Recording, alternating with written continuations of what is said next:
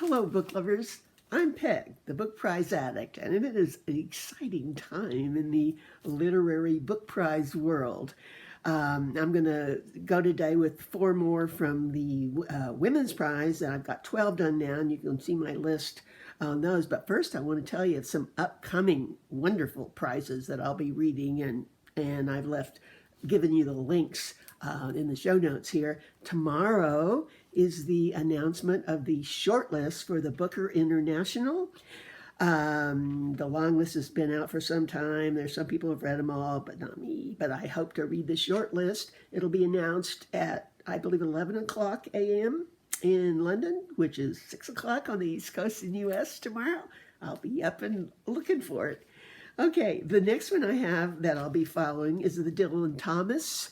The short list is out. Dylan Thomas was a poet and traveled around, kind of a wild guy, I think.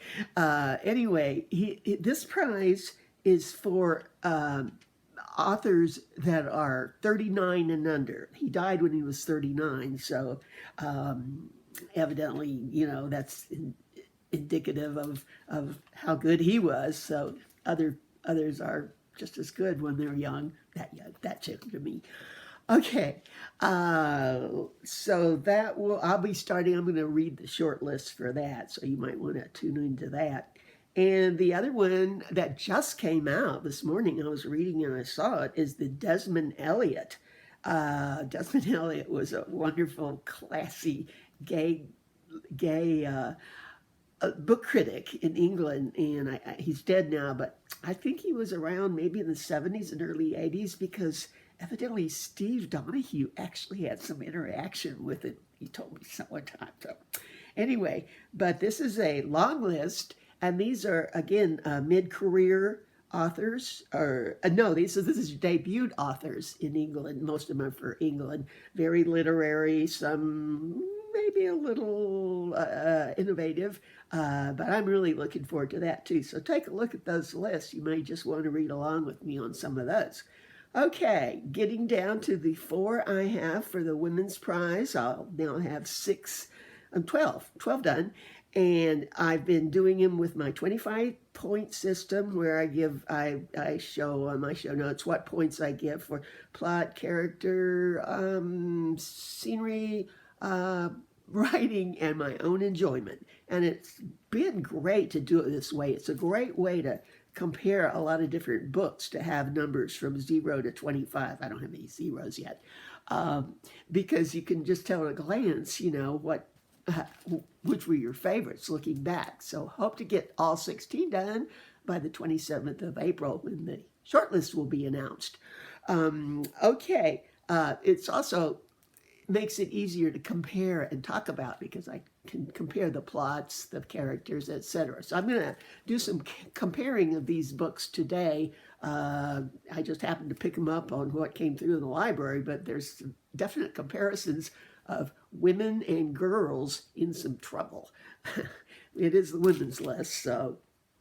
Okay, Careless is the first one by Kirsty Capers. Now I have to say, she is just getting her PhD and is working under Bernardino Evaristo, the winner of the 2019 Booker Prize. I'm sure you all remember, you can look it up easily, also on the name of the book. It was the year that she split it with the Booker, not Booker Prize. Booker Prize. Split it with Margaret Atwood, and they both handled it very classily. There's a lot of concern about, you know, not supposed to have ties, but they went up holding hands together. Both classy ladies. Anyway, so she's the professor working over the author of this book, and I'm sure gives her some good tips and hints. This is actually about the care system in England. It's about a young 15-year-old girl, I have to say, who lives with foster parents. She's had other foster parents. They're not real happy with her, and even worse, they have a child of their own, who, of course, I'm sure she feels they favor, if not for real.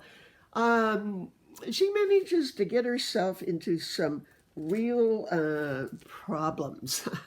She gets pregnant with at her first sexual encounter and doesn't want to tell her foster parents, of course. Other things, kicked out of school, just lots of things that kids do. Well, I didn't, but anyway, and I really felt for her. I have to say, I think this is a YA book. It's all YA characters, the main characters, and it would have been really effective. It would have chilled me to the bones when I was that age. Anyway, but I have to say, the characterization of the 15-year-old girl was wonderful in this. She was quite a spunky person, and we got her point of view of things, good and bad, and went through different things with them. So actually, I would say I enjoyed it because of the character in this. I did give it an 18. You can see, as I said on the back, what that means. Okay, the next one I want to talk about is, if I can get it, The Bread, the Devil Need. This one, again, is about a woman living in a bad situation. Takes place in Trinidad. The woman is 40 years old, she's a light-skinned black woman, and she makes a point about that this has helped her in her life get ahead.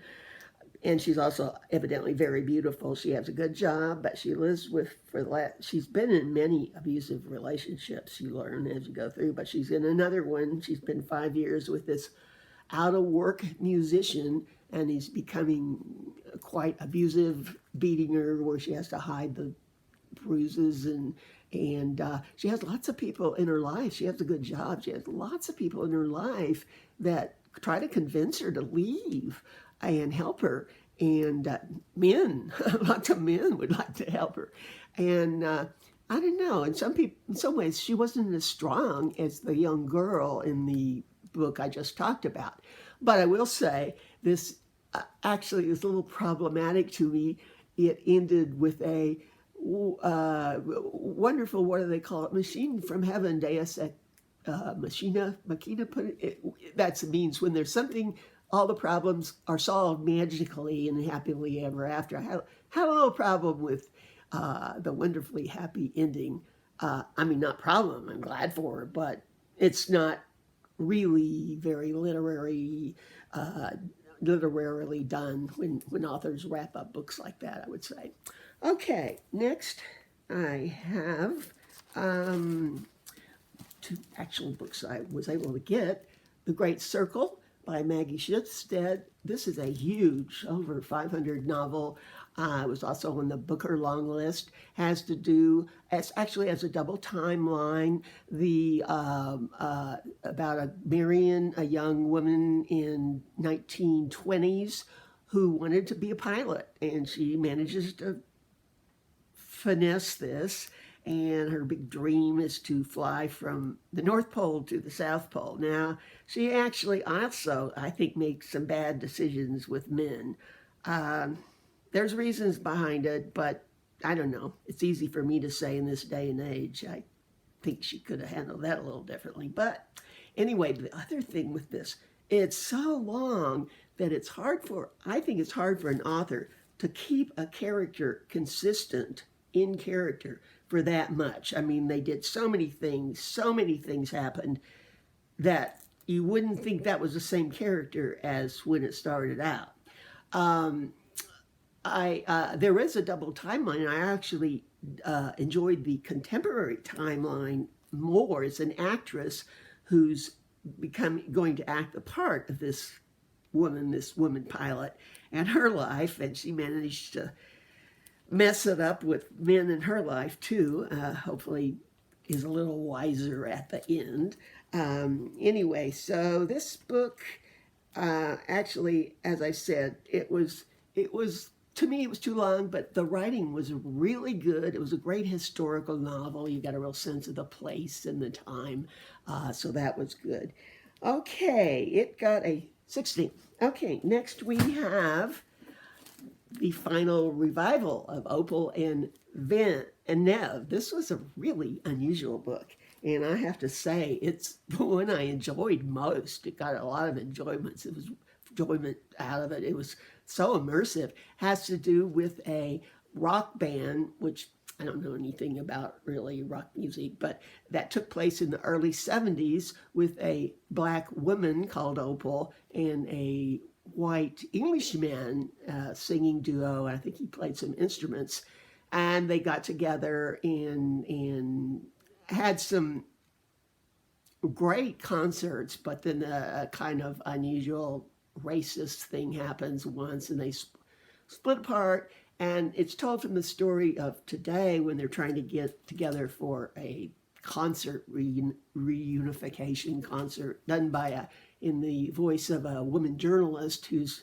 actually related to somebody in the story. It's through her eyes.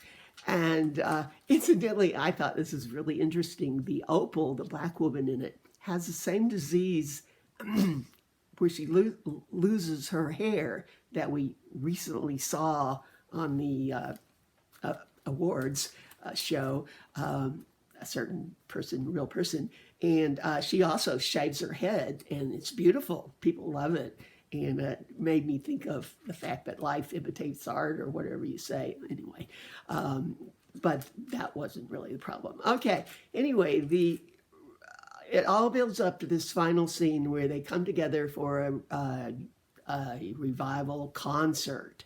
And this takes up many pages. A lot of things happen.